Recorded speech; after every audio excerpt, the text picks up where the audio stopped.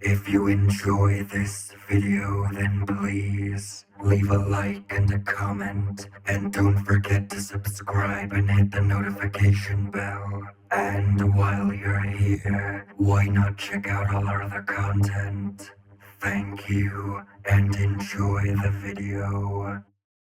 Today's review is on Legacy Quake. Now, why did I want this figure? Well, because I've heard some mixed things about it. Some people say it's fine, others absolutely hate it. And I wanted to have my own opinion for the figure instead of going off of what other people say, because I feel like the best way to know if you like a figure or not is to just handle it yourself. Now, before we look at the figure, let's take a look at the box. So right here we have your typical Legacy box. You know, it displays the figure quite well. There's no window, so you can just get in there and really get a feel of the figure. Got some nice artwork, and on the side we have all the names of both Quake and his I was gonna say mini-cons, but they're not mini-cons. Target Masters, that's what they are. And then we got some different artwork on the side. Very nice. And then we have some pictures of the figure, the vehicle mode, and the two Target Masters. I was going to say mini-cons again. And then we have the United artwork. So yeah, good box. So we have to put the backpack in right out of the box. So what we do is we fold this in half, and then it goes in like so, and then boom, we have a backpack on the Quake. Design-wise, he is very basic, but very well executed. Not fully accurate to his original design, but he gets very close. And honestly, I don't mind having a few generic soldiers to fill out the Autobot and Decepticon ranks. And unlike figures like Studio Series Perceptor, which is so bland that I constantly forget that it even exists, Quake has a lot of nice detail going throughout the entire body. It makes him stand out more. It gives me something nice to say about the figure, while Perceptor gives me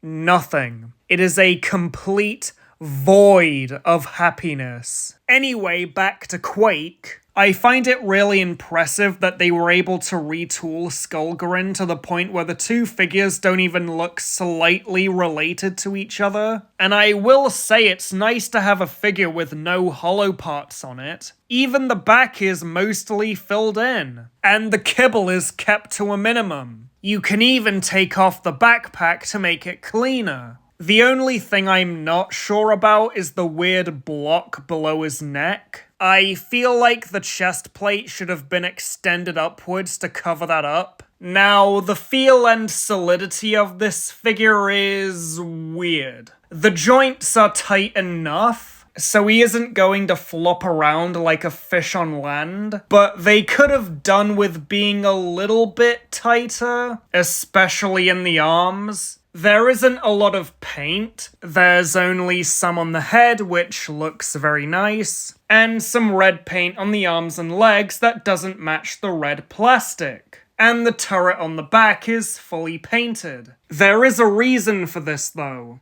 Most of his paint actually went to his Target Masters. What are their names again?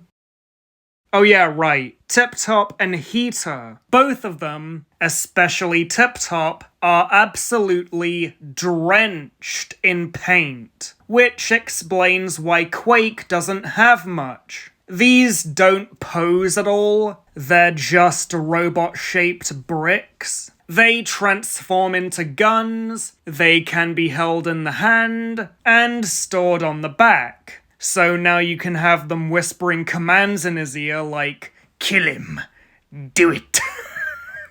Before we move on, here's some size comparisons. Here he is next to a standard Deluxe, a standard Voyager, and a standard Leader. As for articulation, head goes left and right. You can unplug the chest to make him look down. Shoulders go all the way around and out. Slight backwards butterfly, bicep rotation, elbow bend, nothing at the wrist, waist rotation, leg goes up, down, and out, thigh rotation, knee bend, and an ankle pivot. Posability is really good, and this is another reason why I don't like Perceptor. That figure is so unbelievably basic, but they didn't bother adding more articulation to make up for it. But they did bother with this figure, giving us more range in the elbows and knees than usual. Also, I noticed while doing the articulation that he has, like, weird claws on his hands. Is Quake secretly a furry? It's okay, man, I don't judge. Now, as for transformation, it's fine. There are some finicky parts, but it's not the worst thing I've ever experienced. It doesn't even come close to the same level as Kingdom Tracks or Magic Square Light of Freedom. Probably shouldn't say that. I don't want him to find me.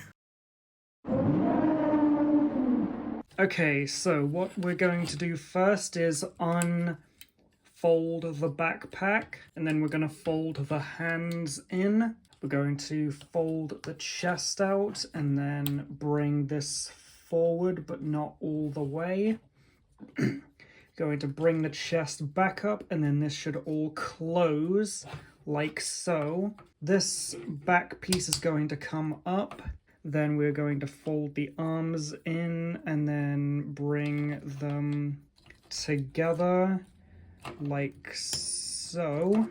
Then we are going to bend the knees far enough so that we can get this panel over the legs like that.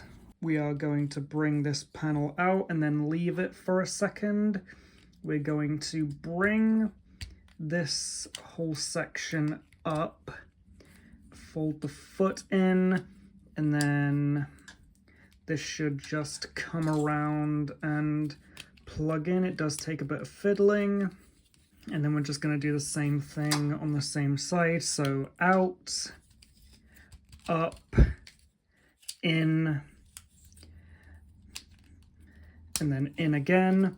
Going to plug them together, and then all this should come around and then plug in somewhere. It should all just clip in somehow, if I'm doing this right.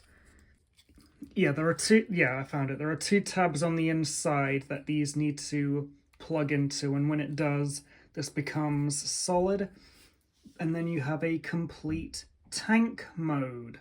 And in the end, the vehicle mode is very flawed. It looks like they cut a tank in half, stuck a block between it, and put it back together, like a tank sandwich. It doesn't have any wheels, so it can't roll, but it does slide pretty well, and the turret can rotate and go up and down. So that's Legacy Quake. A pretty good figure. I don't think it's going to blow anyone's minds, but I'd recommend it if you're looking for more soldiers to add to the Decepticon Empire. I'll give it a 7 out of 10. That's it for me. Please be sure to leave a like and a comment, join my Discord server, donate to my Patreon if you want to, and subscribe to The Great Soundwave.